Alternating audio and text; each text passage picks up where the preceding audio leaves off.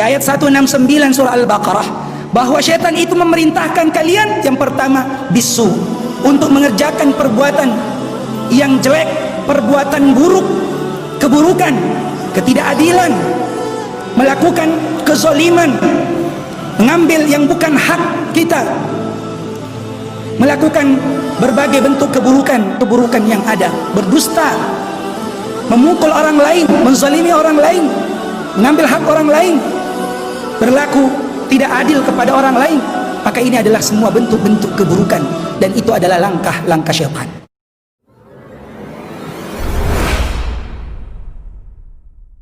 Allah berfirman dalam surah Al-Baqarah ayat 168 169, A'udzu billahi minasyaitonir rajim. Ya ayyuhan nas kulu min thayyibati ma razaqnakum halalan thayyiba. Kulu mimma fil ardi halalan thayyiba. Allah Subhanahu wa taala berfirman dalam surah Al-Baqarah ayat 168, Ya ayyuhan nas kulu mimma fil ardi halalan thayyiba. Wahai orang-orang, wahai sekalian manusia, makanlah dari apa yang ada di muka bumi yang halal lagi baik. Wala tattabi'u khutuwatis syaitan, dan janganlah kalian mengikuti langkah-langkah syaitan. Innahu lakum aduwwum mubin. Sesungguhnya syaitan itu adalah musuh yang nyata bagi kalian. Allah Subhanahu wa taala memerintahkan kita sebagai manusia untuk memakan yang baik dan halal di atas muka bumi ini, dan tidak mengikuti langkah-langkah syaitan. Wala tattabi'u khutuwatis syaitan, jangankah kalian mengikuti langkah-langkah syaitan, karena syaitan itu adalah musuh bagi kita. Innahu lakum aduwwum mubin. Sesungguhnya syaitan itu bagi kalian adalah musuh yang sangat nyata. Imam Hatim Al-Asam pernah menyebutkan bahwa sesungguhnya saya melihat manusia di atas muka bumi ini, mereka saling iri, saling bermusuhan antara satu dengan yang lain. Lalu saya memperhatikan firman Allah Subhanahu wa taala, Innasyaitana lakum aduwwun fattakhidhuhu aduwwa. Sesungguhnya syaitan itu adalah musuh bagi kalian, maka jadikanlah syaitan itu sebagai musuh. Kata beliau, semenjak saya membaca firman Allah itu, saya tidak mau lagi bermusuhan dengan manusia, karena sesungguhnya musuh saya, musuh kita semua adalah syaitan. Syaitan musuh bagi kita, maka jangan bermusuhan dengan siapapun dari kalangan manusia. Bagaimana syaitan itu menjerumuskan kita? Bagaimana langkah-langkah syaitan menghancurkan kita? Dalam surah Al-Baqarah ayat selanjutnya di 169, Allah Subhanahu wa taala menyebutkan, Innama ya'murukum bisu'i wal fahsya wa an taqulu 'ala Allahi ma la ta'lamun. Ada 3 langkah-langkah syaitan yang Allah sebutkan dalam ayat ini. Di ayat 169 surah Al-Baqarah, bahwa syaitan itu memerintahkan kalian yang pertama bisu, untuk mengerjakan perbuatan yang jelek, perbuatan buruk, keburukan, ketidakadilan, melakukan kezaliman, mengambil yang bukan hak kita, melakukan berbagai bentuk keburukan yang ada, berdusta, memukul orang lain, menzalimi orang lain, mengambil hak orang lain, berlaku tidak adil kepada orang lain.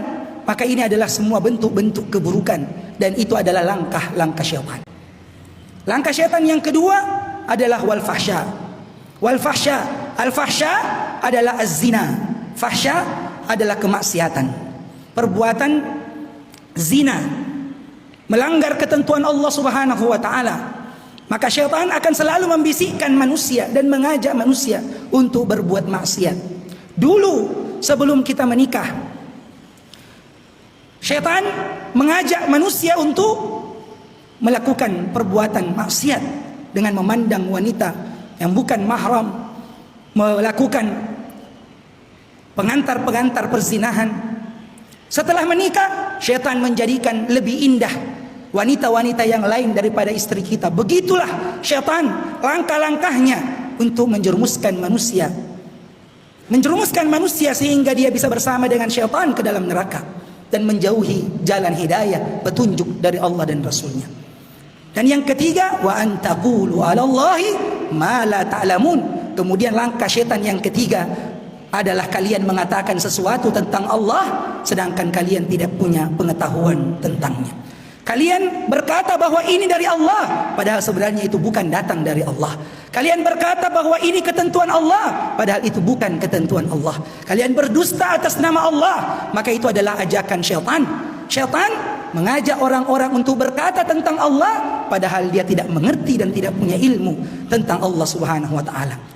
Innal ladzina yaftaruna 'ala Allahil kadhiba ya la yuflihun. Sesungguhnya orang-orang yang berdusta atas nama Allah la yuflihun, mereka tidak akan beruntung selama-lamanya. Mereka tidak akan beruntung di dunia dan mereka tidak akan beruntung di kehidupan akhirat. Maka tidak boleh seseorang itu mengatakan bahwa ini agama padahal dia bukan dari agama. Tidak boleh kita mengatakan bahwa ini syariat Islam padahal bukan syariat Islam. Dosa yang terbesar, salah satu di antara dosa terbesar, bahkan menyaingi daripada dosa syirik, adalah mengatakan sesuatu tentang Allah sedangkan kita tidak punya pengetahuan tentangnya. Mengatakan sesuatu tentang Nabi padahal Nabi tidak pernah mengatakan yang seperti itu. Man kadzaba alayya muta'ammidan falyatabawwa maq'adahu minan nar. Siapa yang berdusta atas namaku, kata Nabi, dia mengatakan bahwa ini dari Nabi, ini kata Nabi, padahal itu bukan dari Nabi sallallahu alaihi wasallam, maka dia telah berdusta atas nama Nabi. Dan siapa yang sengaja berdusta atas nama Nabi, falyatabawwa maq'adahu minan nar, maka siapkanlah tempat duduknya dalam neraka. Mari kita memperhatikan 3 langkah-langkah syaitan ini. Hindari segala ajakan keburukan.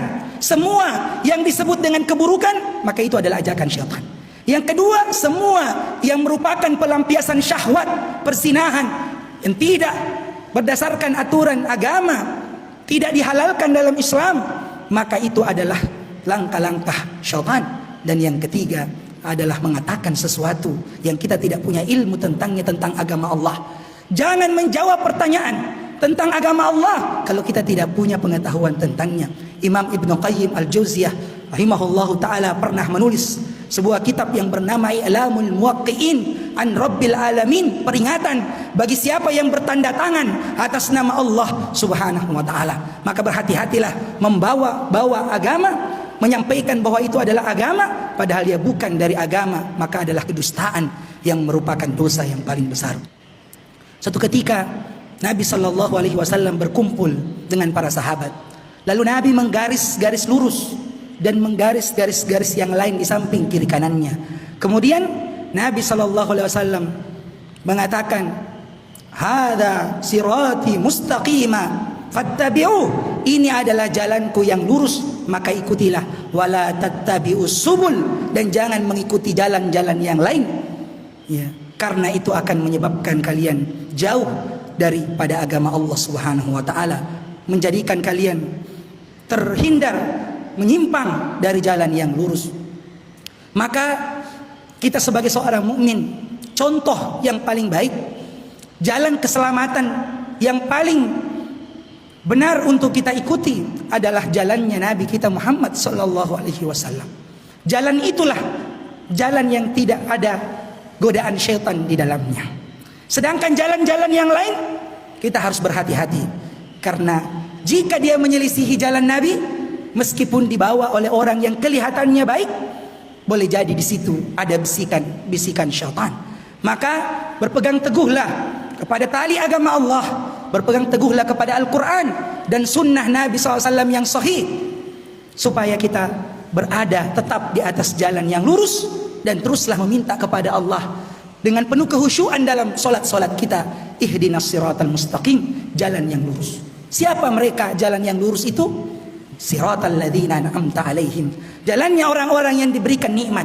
Siapa yang diberikan nikmat oleh Allah? Dalam surah An-Nisa disebutkan, wa may yuti'illaha wa rasulah, siapa yang taat kepada Allah dan Rasulnya, faulaika ma'al ladzina an'amallahu alaihim, maka merekalah orang-orang yang akan dikumpulkan bersama dengan orang-orang yang diberi nikmat oleh Allah. Siapa yang diberi nikmat oleh Allah? Minan nabiyyin, dari kalangan para nabi, was-siddiqin, dari kalangan orang-orang jujur dengan imannya, wasyuhada, dari kalangan orang-orang yang mati syahid, was-salihin, dan dari kalangan orang-orang soleh, wa hasuna ulaika rafiqa, merekalah sebaik-baik teman. Maka bertemanlah dengannya, ikutlah apa yang mereka lakukan, jadikan sebagai panutan kita para nabi, para siddiqin, para sahabat yang mulia, insya Allah kita bisa melewati ujian-ujian kehidupan ini dengan selamat dan menghindarkan diri kita dari godaan-godaan syaitan yang semakin banyak.